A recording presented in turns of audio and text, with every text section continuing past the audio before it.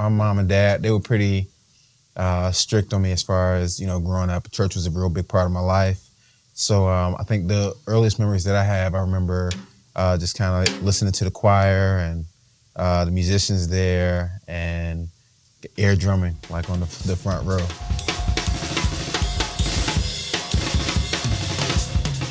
My influences, man, they span back to, cats like Gerald Hayward, Joel Smith, Jeff Davis, Dana Davis, Michael Williams. These were like some of the premier gospel drummers.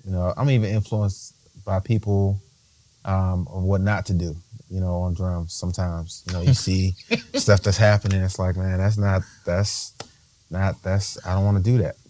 So my list of influences, definitely it's long, and I'm appreciative of every single one of them, the good and the bad.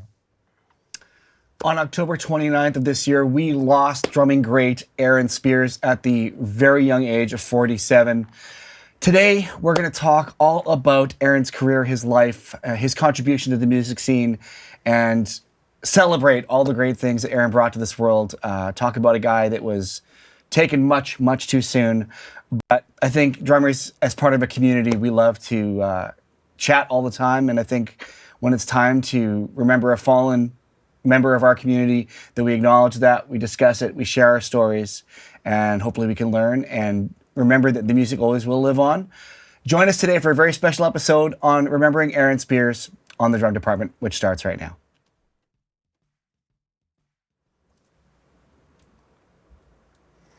Wow. All right, guys. I'm still shaking, It's like crazy. I still can't believe that this is happening. And we all have heard Aaron playing in some vein or another, and his drumming touched hundreds of thousands, if not millions of people's lives. So yeah, it's definitely sad. I'm not gonna lie, it's a sad day. Yeah, so just quickly, what we're going to do today, we've got some clips to share with you guys. We've pulled some maybe lesser seen clips of Aaron. Even in that opening clip, you'll notice he always had a smile on his face. Oh, yeah. Always wanted to have a good time and, would say things that were just funny, I think one thing that really resonated with me as I was doing research for this episode, I think he connected with everybody he worked with or encountered or tried to at a personal level. He wanted to speak to you and have a real conversation and uplift every day. I think that was a big part of what he brought. So let's celebrate all that today. Of course, if you've got any Aaron Spears story, I saw some great ones on YouTube already talking about he was the first name that someone had searched when they were looking up drummers in 2009. That's what it's all about. So please share your stories with us. We're going to share a bunch of never shared stories. Aaron was here in, was it last year? 2021. 21. January. Was it 21 or 22? Right. I think it was 2021. I could be wrong, though. It might have been 22, Time but flies, who knows? I It was recent. Recently. It was really recent. And more importantly, if you're watching this or listening to this at any point and you don't know who Aaron Spears is, that's the whole point of doing these things. And one of the coolest things about music and drumming is that the music is permanent. Yeah. And, we do a lot of things in our lives that, we always say, well, we be remembered for them, but it's like, there's something there. He left a mark. There's music, there's all kinds of things. Not just the stories we have to share about the experiences we had, but it's what the music brings and we can share forever, which is amazing. Yeah. Our grandkids will know about Aaron Spears because of that music. All right. So starting off, Aaron Spears grew up in Washington, D.C., very much in the church. As he said in that clip, pretty strict family. Spent a lot of time playing in the church. He was a big part of the gospel chops movement in the late 90s, early 2000s. But he kind of, like a lot of drummers for that movement, stayed under the radar for a long time. These guys were playing and doing these things called drum sheds. I'm sure you guys have heard of those. They're basically, we used to call them cutting sections back in my day, which sounds way worse. But, a bunch of drummers get together and they would shed and they would just share ideas. Now, sure, it's competitive, but I think it's competitive in a supporting way or like a brotherly way where it's like, pushing you a little bit harder every time. It's like you go see someone else and go, okay, I got to up my game. What just happened there? I got to get that. And it's not about chops. It is in sort of a friendly competition way, but as Aaron said many times, chop responsibly. Yeah. He really learned. We'll talk about a bit more of that. But I want to show a clip. So this is Aaron playing. This is the earliest clip I could find, him playing in church. Part of the clip. The second part of the clip is him at one of those early drum sheds. And I want you to pay attention to this clip because Aaron's the one you're going to see in that second part of the clip. He's the closest to the camera and he's just sort of waiting, biding his time while another drummer is kind of doing his thing. There's 4 or 5 drummers and there's one drummer up on the stage. Just watch the reaction of a few people when he starts playing because it's incredible. Check it out.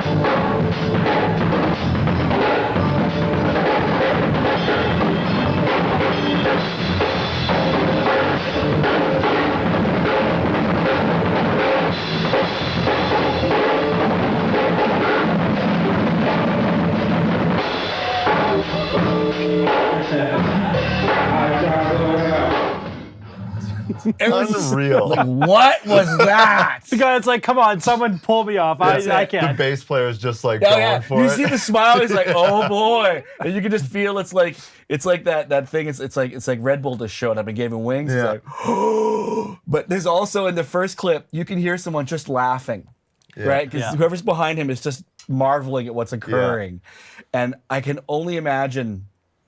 It's like discovering fire when you see someone play like that. And you're just like, you've never seen anybody play drums like that, and you're like, there's tons of great gospel choppers, call them what you will. A lot of drummers grew up in that sort of competitive chop thing. He was like one of the pioneers. He really was, and at such a young age. I can't remember if it was in the live lesson or just we were chatting off camera, and he was telling me this story about, I think he was like 17 or something, and I can't remember if he said it was at his parents' house or someone on his street, but he would say like every Friday there would be these sheds, and there would be like 30 or 40 drummers who showed up. Somehow there's that many drummers in that area. Oh, for sure. And the door was always open, and they'd go down to the basement, and it would be like 5-6 hours of people just jumping on the kits, revolving door, and like no wonder crazy. people got so good. Yeah. Like if you're doing that every single week, I know. I know. with people of that level of playing, Yeah. like, this is insane.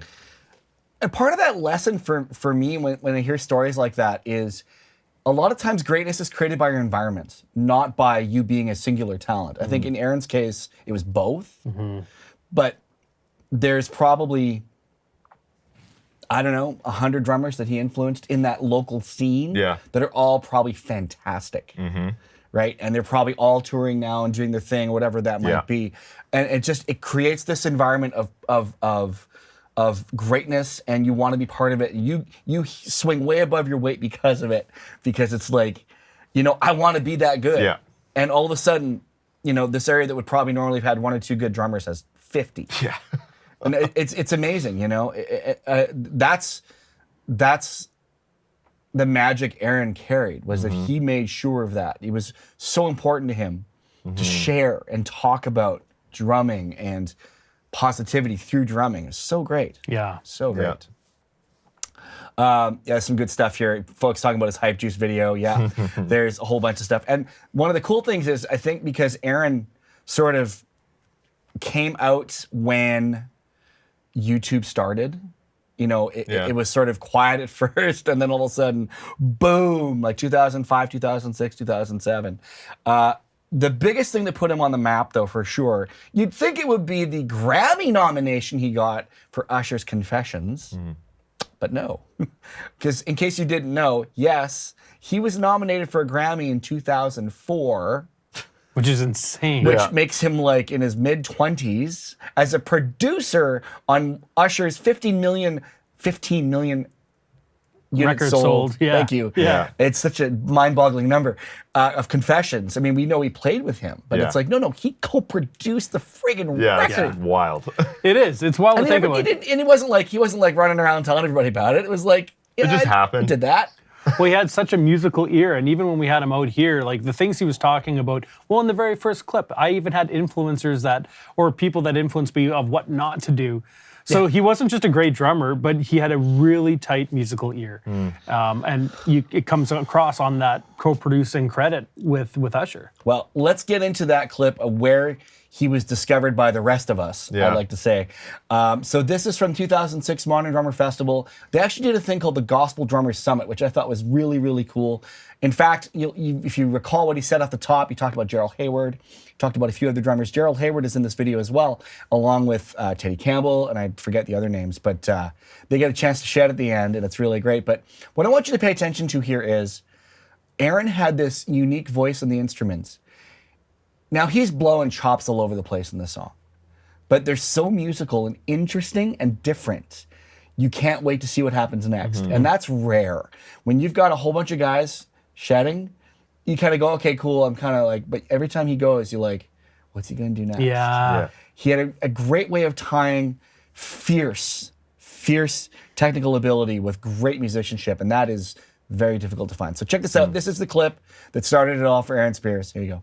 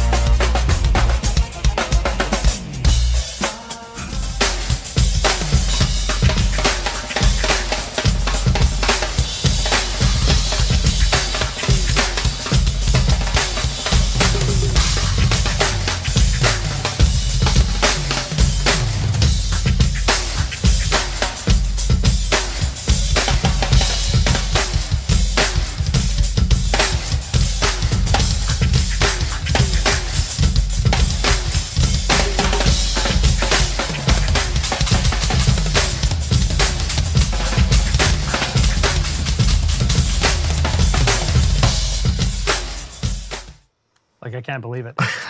I've watched that clip probably 500 times, and even to this day, I'm still seeing new things. I'm still just as intrigued. You've got to remember, like, this was 2006. YouTube wasn't even around. No. You know, you had the option of buying the DVD, which I had, and I spun that so many times. Or, as you saw, that clip was from Drumeo. There was a website. I think Drumeo it's still out now, but back then that was the place to get drummer content. That's true. Yeah. And I don't know. I had that page bookmarked. I probably went to it on the weekly, and I'm sure many of you could agree with that in the chat or who's watching this. But you've never seen anything like that before Yeah. at the time. And even to this day, I'm still picking things out. I've never seen someone fill across the bar line like that. And the way that he phrased It's it, insane. and it's like, I still can't see a lot of drummers doing it. Like, that was a very unique video. And I think we call it legacy content here. When you film something so good that you know it's going to live well beyond your own lifetime, that is a piece of legacy content. And to me, I think it seems fresh every time I watch it. I agree, Dave, I couldn't agree more. I'm always sort of like jaw down watching it going, I can't believe he's going to land that. Yeah. And it's because you can feel that he's 100% in the moment. Yeah. And you're like, is he going to land this? I've watched it 100 times. It's like a movie that you know the ending to, but you're like, I got to watch that again. Because it takes you to that same journey. You're like, you always think like, he gonna make maybe it? it's going to change. But it's not. But it's like every time he doesn't ever rush a note. And it's funny, like I, that clip that we shared with the drum shed thing, you see kind of the three of them go. And Teddy Campbell kind of doesn't even, he knows better. He's just like, I'm just going to sort of do this cool pattern idea that's a little bit interesting. Does not fly. And then Aaron, in his, sort of beautiful musicianship way, he waits. He waits a bar or two to clean up. Just so there's some time, so you know what's happening before he unleashes a face melter that's like everybody. You see the drummers, all their hate's just gonna go. What is happening over there? Yeah. Right? And it's like, it's just that unabashed joy, and it's a combination of skill and confidence that you don't see very often. I think it's pretty difficult to be that confident to know you're just gonna make it. Yeah. And he did. And like, I couldn't find a clip of him making a mistake. Yeah. Few and far. Not that I would, but Well, the other thing that was great about Aaron as a person is he understood that clip had a lot of weight in his life. Yeah, for sure. Because when we came to Drumeo, I'm like, Brandon, we gotta get him to film Caught Up again. 15-year Yeah. reimagined version or something. Yeah. And how did he take to it? It was great. Yeah. Yeah, I mean, a video like that, you can't deny or ignore the fact, and Aaron couldn't ignore the fact that was an important performance. Yeah. And he embraced it, and I don't think he lived in the past, but he acknowledged how important it was. he did say that. He sort of was like dumbfounded that was the thing. And he doesn't, Yeah. I don't think he seems like the type that would want to, he doesn't want to live on that success.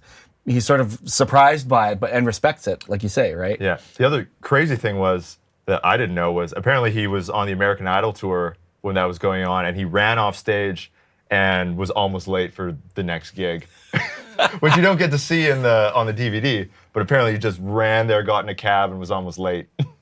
That's so good. Yeah, of course. You don't see that on the DVD. And then goes and And plays then- like a 3-hour show after that. That changes his life forever. Yeah. That's crazy because Teddy Campbell also did that gig. Yeah. That's amazing. Yeah, I think Teddy did the show, and I think Aaron did the tour. Yeah. That's pretty heavy. Yeah, Pretty it was heavy. Insane. I remember when Drumeo started getting growing, I remember writing a list of all the drummers that I wanted to have out, and Aaron Spears was at the top of the list. It took us 10 years to get him Yeah. out. And I'm so glad we were able to. But yeah, he was at the top of the list, and that's because everyone knew his name. He was, like I said, the pioneer of really bringing gospel chops, that style of drumming, to the masses, I would say. Yeah, and he comes by it naturally too, right? Always stayed grounded, always stayed part of the community, always stayed part of his church. He was still worshiping and leading worship often as well. Yeah. And, I think that kept him humble. I think it kept him working.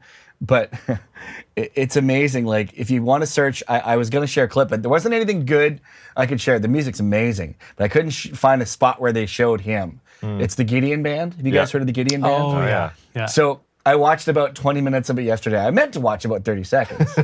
I couldn't stop watching. It's like this unbelievable, I guess you would call it like a gospel funk band. Yeah. And it's amazing. They got the moves, they got the horn section. It's everything you think it should be. It's so funky. Yeah. And it's him back there just driving the truck, and it's so good. That's Yeah. awesome. I mean, he worked with so many amazing artists over that time too. Like, he played with James Brown. Yeah. He did a Grammys episode or event with James Brown. Insane. I mean, what does that feel like? Yeah, it's a pretty good highlight. And, it wasn't just him behind the kit. he was also doing things in the community. He was producing music, but he was also hosting the Zildjian Live Children events. Live, yeah. You know, which those videos are great, connecting that many drummers, and he was at the forefront of it. It always seems like, and I remember talking to a lot of the artists that we've had out to Drumeo, everyone had a story of Aaron, Yeah. and it was always of respect and admiration. Not that people would share terrible things, but like generally speaking, you know, if you talk to someone about someone, you know, if they're like, I don't really, they'll Yep. change the topic right away, but it was never like that with Aaron. Yeah. Sorry, I got to share this comment from the chat. All right. Yeah. The Triangulator on YouTube says, you guys remember that Maxwell Blown Away commercial where the dude gets blown back in his chair? That was me when Aaron Unleashed. That's exactly what I would do too, right? Yeah. Brilliant. So accurate. Great. And it's funny because I was never a huge Usher fan. In fact, I probably rarely heard a single track from him. Yeah. Aaron brought me to Usher. I was like, okay, well now I'm an Usher fan, knowing that he's behind some of that Yeah. music. Yeah, it's crazy. Yeah, and like a lot of comments are talking too about not to overshadow his sense of pocket. I think that's the key to all of it, is like he had an unwavering sense of pocket that I think came from playing in gospel, playing in church all the time, Yeah. practicing and focusing on making sure the music always felt good. And even when, I think that's the most remarkable thing, when you see a guy, you know, go off like that on a tune and it's still interesting, it's because all of that information is being processed, and it's like, this has to have some sort of musical connection to it. And he was so good at that. He never ever forgot that. Even when he played over the top, it was Yeah. still about respecting the music. And I think that's why you see a guy like him who can play literally any note you want, any phrasing, any combination, but still just as happy to be playing, you know, a stadium. It sounds silly to say, like it's a cop out to play to 100,000 people. Oh, guess I could do that. But it's a different kind of gig. Yeah. You're playing consistently every night. You're playing one way. You know, you're Yeah. playing the song. You might have a couple of fills you can change. Maybe there's a little break where it's your moments, but for the most part, you're playing exactly what you need to play for that gig, and not a moment, not a note extra. And he seemed to relish both of those things. Yeah, even in Caught Up, I think it might have been the version he did here, but the Modern Drummer one, he knew that was a drummer's event. Right. So of course he's adding things in, but I think it was the one he did here, the first half of the video, he said he wanted to play like he would live with Usher, which is a drum machine on the record. Yeah. And it's just eights pretty Yep. much. And then the second half, he's like, this is how I would shed over it or play it for Yeah. a group of drummers. And you could tell that he understood both those worlds, which is Well, it'd be hard Yeah. too. Like you're asking someone to revisit the younger Yeah. self, right? And yeah, what's he gonna do? Play more on it, exactly. right? It's like, no, I'm gonna do it how today does it. Yeah. Today Aaron does it, you know. Before we go any further, Brandon, you had the great pleasure to produce him I did. for better part of a week, I think. Yeah. So, any fun stories you want to share? I think my favorite Aaron story was, I think it was the first, we did a full day in the studio, and then before we went back to the hotel, he wanted to go get some snacks. So we went to the local Walmart, and he grabs a buggy, and we probably ended up walking around for like an hour. And it was crazy. Like, he was telling stories about his career, his life, and I think one of the things that stuck with me the most was, I was just asking, like, what was that like, the transition to, I guess, from the Gideon band to working with Usher? Because that's like probably more local stuff he was Absolutely. doing in DC or Plus gospel and secular. yeah, the whole exactly. thing. To working with like a mega artist Yeah. on a global scale. And he was saying when he was with the Gideon band, towards the end of that, he was thinking like, how am I going to take that step? What am I going to do? What am I going to do more of? And he basically said the moment he stopped worrying or thinking about how he was going to get that next thing happening, it all fell into place. Yeah. So his big thing was, don't focus on how you're going to get there. Focus on what you're doing right now and how you can do that better. And I think that's something you can see in all those moments in his career. Absolutely. He embraced the Usher gig that led to the Ariana gig. It wasn't about, I need to keep moving up and keep making more money or get better gigs or anything like that. It was embracing each of those gigs as they were. Respecting them So- for what they are. Exactly. Not looking at the Yeah. next one. Yeah. And you were saying, Dave, you know, he was certainly, he unfortunately left behind a young family. Yeah. But, he did travel for a living, like that's part of his job. But that's a bit of a strain you put on yourself too when you're going to commit to doing a world tour with, Ariana Grande says we're going out for 2 years. You're probably going out for 2 years. Well, I remember when I booked him, we were in conversation for a long time to get him just on Drumeo. Like he's on my list for a while. Yeah. And we went back and forth a lot. I remember talking to him like 4 or 5 years prior to having him out. He's like, dude, I'm totally in. Then never connected. And finally, when it happened, I remember trying to find a date. And I got to respect the guy because he was so committed to his family that, I've had many drummers out who at the end of their 6-month tour, they'll say, oh yeah, I'll take another week to come to Drumeo. Right. Yeah. Not him. He was at a residency in Vegas at the time, and he's like, look, I can't be away from my family for so long. And like he had a great relationship with the son. So it was really tough finding a time. And it actually had to move a couple times. We had to push it a few times just because of family stuff and I had no problem with that. I mean, I'm a family man myself. I understand it, but he took it very seriously. Yeah. And it's great because when he came out, I found out that he loved playing video games with his son Gus. He's like, that's one of my jams. And his game was Far Cry. He's playing all the Far Cries with his son. And so when he came out, the new Far Cry 6 came out. So we got him a copy of Far Cry 6, put it in his hotel room so he can take it home. And he was so pumped to get home and play Far Cry 6 with his son Gus after the shoot.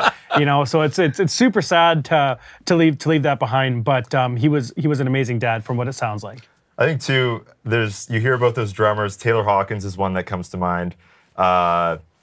Chad Smith and Aaron Spears. You hear about these guys who happen to keep in contact with, it seems like the whole industry at the same time.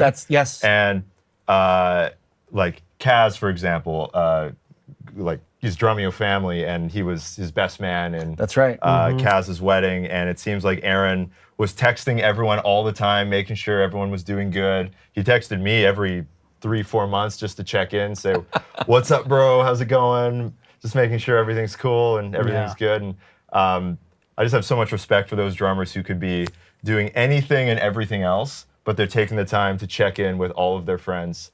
Well, it's like you say, it wasn't a business relationship where it's a transaction of here's this and here's I'll give you that. It's like let's become friends and let's talk to us on a human level. And like, you're talking about what the dinner that time when we were out, when he was out was great because normally you talk shop the whole time, but it wasn't that. It was, just talking about who he was and, stuff like that.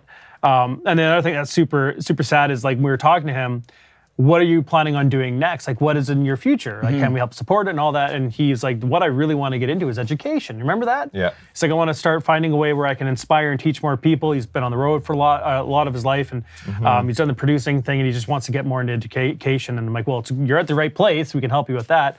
But I was really looking forward to seeing what he was going to be coming out with and seeing how he was going to move into the education world, because he had no problem inspiring people, and no problem making you feel comfortable around him and making you feel like, yeah, you could do this, which is the biggest battle when it comes to an instrument like this, and a great like that playing behind you, So, yeah.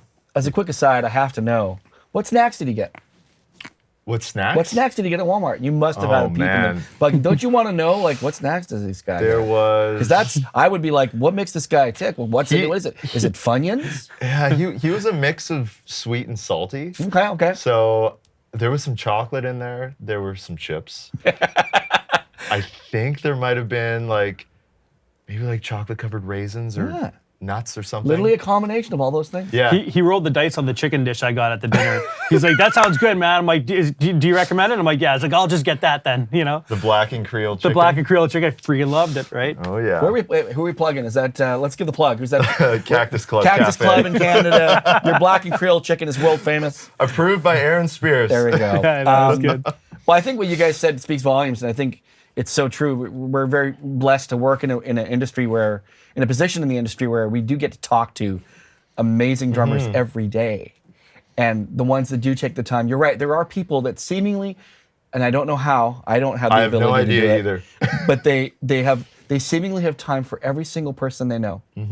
And it blows my mind. The chat's got a couple of great references here that I think are great to also acknowledge, and I'm sure Aaron would be proud to be mentioned in the same names.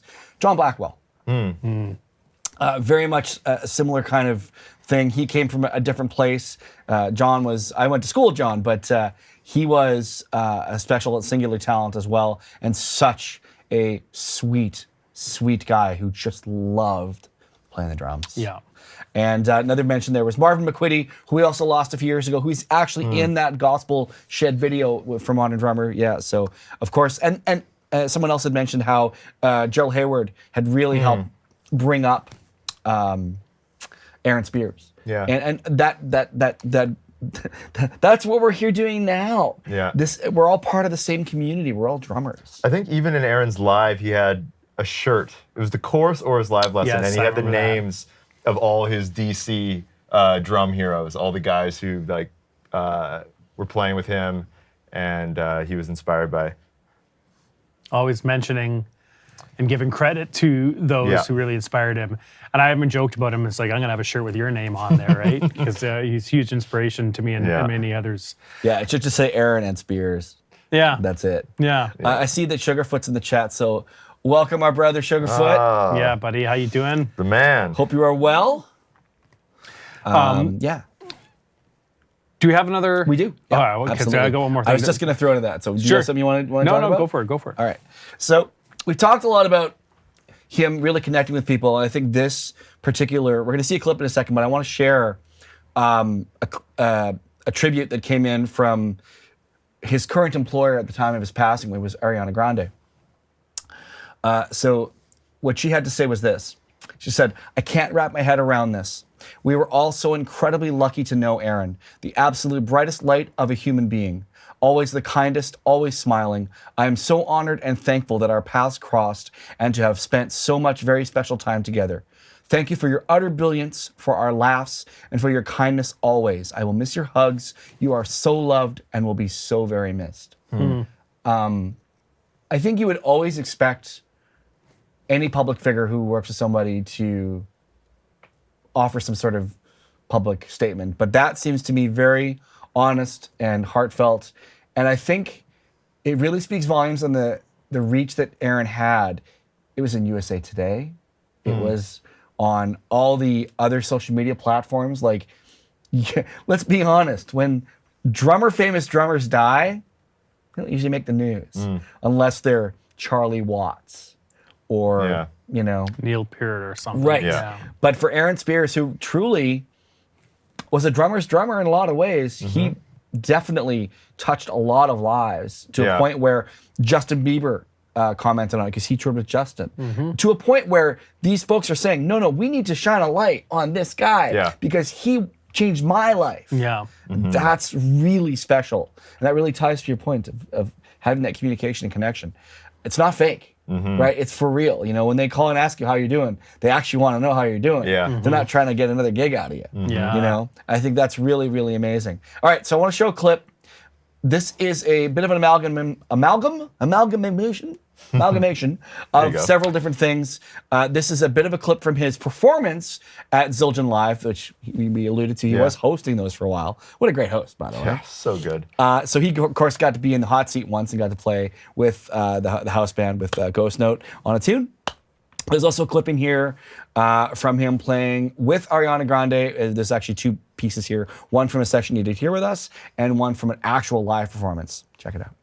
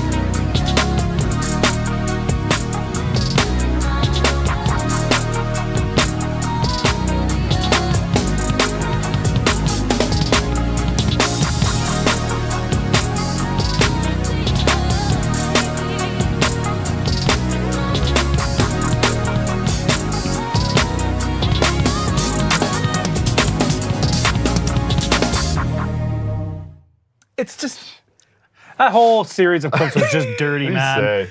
That He's solo so is- locked in. Can we go through those quickly, please? Yes, please. Because I think we all need a moment to decompress. So the Zildjian Live one, it's amazing, but I love how he just takes a minute, does one really crazy like sort of 16 triplet feel thing, Yeah. and then he takes a break, and he does that insane barrage of notes, Yeah. and takes another break, kind of smiles, and then starts playing and again. grooves. And I actually, when he was here, I asked him about that. I was like, what was going on there? He says, it's a lot different, playing to a track. Because I can go and go and go. I can do whatever I want. But when I'm playing with a live band, I have to be respectful to making sure I'm not going so crazy they don't know where I am. Right? Yeah. So he's like, that Zildjian Live, he's like, I want to make sure I do my thing, but I also want to make sure I pay real, respect to what we're doing as a group. It's not about just me, obviously. I'm the featured performer, but it's about this music we were making together. And that song, actually, if you watch that whole tune, he does chop up like that, but that's kind of the biggest spot in the song. Yeah. There's no like open solo in that track. Well, that one fill that he like bends space and Right. time a little bit. It's like, oh man, Yeah. not many drummers can do that, let alone think about doing that. Yeah. It's like that's a tough thing to do. Yeah. Yeah. And Yeah, then you can the two Ariana Grande clips, the first one where he was here on this exact drum Same set, kit. he just respects the groove and the gig, right? But it's just like he's got this easy way about him. In that second clip, the actual live clip, you really get a scope of what his job is. He's in front of 20,000 people. Yeah, playing the claps right Yeah. now. I want to just point something out because I think it's really important to identify how hard that is. So that little spot he's playing is this big. It's dark. It's over his hi-hat. And he has to get there, With the left hand. right? And not forget to play it. Because if he doesn't play it, it doesn't happen. Right? And he does it like he's waiting for the bus. Yeah. It's like he's so confident. It's like, clap, and it's just like, he looks beyond relaxed. And I Yeah. can imagine if I was I don't care if you like Ariana Grande or Justin Bieber or anybody. The point is this: when you are touring at that level, you need the best. Yeah. Because, not because you need the best drummer in the world, because you need to trust somebody to get the job done every night, because that is a multi-million dollar tour. It's probably a multi-million dollar night. Yeah. Every night. So whoever's in that chair, you have to be able to look back there and go, you got me. Every night. Regardless of where the artist, how the artist is feeling, or how the band is feeling, or the room feels, or any of those things. Yeah. He's like, I got all of you. Yeah. And that includes the room, Yeah. clearly. I have to make one recommendation. So Aaron was mostly a live touring drummer, would play with all these artists. There's not too much recorded work of him, but there's one album I found the week before he came here. And I don't listen to much Ariana Grande, but there's one record he played on called K Bye For Now. It's a live album. And his version of Dangerous Woman in the outro, he did a performance of that when he was here too, but the album live version is madness. No Like, way. he just unleashes. And I think it's the last song on the record, or one of the last ones. And you can tell he's just like going to town. You're right, because he did it here. I actually reviewed that clip. Yeah. It's good, but it's not like that. It's, I mean, 20 songs into the set, he's all warmed up. I think you're right. Yeah, it's insane. So check out that live I record. think that still speaks to the way he was though. He was performing here in the studio, and like you'd be hard pressed to push him that far. Yeah. Because that's not the moment. But on the live recording, it was probably the end of the tour or near the end of the tour. Time to blow. Yeah, and the whole like first 2/3 of the track is like hats, cross stick, Right. and then the outro just turns into madness. Yeah. But you're right. There's unfortunately not a lot of recorded Aaron Spears material, but there's tons of great content of footage. We've released a bunch through Drumeo that we did in the past 2 years. Zildjian Live, Zildjian tons Live, of stuff. And of His course, Instagram page too. Like I was looking at it before we came down here for the drum department, and I'm just scrolling, and it's like a treasure trove. Yeah. Just watching great clips and like some things I hadn't seen before yet. So, you know, if you guys like what you're seeing here, if you like Aaron's drumming, now's the time. Go and watch those videos. Give him some love. Show the support. Because there's a lot of great footage out there, and I think we've released everything we filmed from him. I think, but we had a great time filming with him when he was out here, and unfortunately won't be able to have him back. But go and watch those clips and really dig into how good he was, and you'll start to see why he changed so many lives, right? yeah, and I'll challenge all of you too. If you are inspired by anything Aaron Spears did, which should be all of us, check your pulse. Trust me, You will be. It's moving a little faster because of Aaron Spears today. I challenge you, either get together with another drummer and hang, or talk about drums, do what we're doing now, or go all the way, start your own drum sheds. Get a couple of kits together. Doesn't matter how good or bad you play, just play together. There's nothing like the experience of two drummers playing together, because we don't do it. We never do it, because we're an accompaniment instrument. We need a guitar player and a bass player and a singer usually to get work. Yeah. But when we play together as drummers, we communicate in a different way. Aaron got that. Yeah. Better than anybody I've ever met in my entire life. So I challenge all of us. Fortunately here, we do it all the time for work. I'm not even sure what we do it half the time, but we do it anyways. Yeah. But I challenge all of you, just get together, find a place where you can make some noise and make some noise. Make a joyous noise for Aaron Spears, but honestly, share that light that he brought to all of us by playing some drums and educating and inspiring folks. Yeah, and if everyone's watching this live right now, if you're watching this on YouTube land, it might be too late, but there is a memorial service for him celebrating the life of Aaron Spears on Friday, November 17th. And on his social channel, there's an image, almost like an invitation to it, because they are streaming it live. I'm not going to say the website here because I'm probably going to butcher it, but you can go to his Instagram page and you can find it where they're going to be streaming that if you want to take part of that. Awesome, yeah. And that's this Friday, I think. November 17th. Friday, you're right, yeah. Friday, yes. At 11 a.m. I'm going to say Eastern Standard Time because they were on the East Coast. Yeah. Yeah, I think you're right, yeah. All right, so I'm going to leave it with that. Everybody else got anything else to add? I mean, I feel like an hour or 45 minutes, whatever it is, isn't enough time. You know, it was the same when we did the honoring, remembering Dom Famularo. It's just not enough time to speak of all the cool things. But But I'll just close by saying, this isn't the end of remembering Aaron.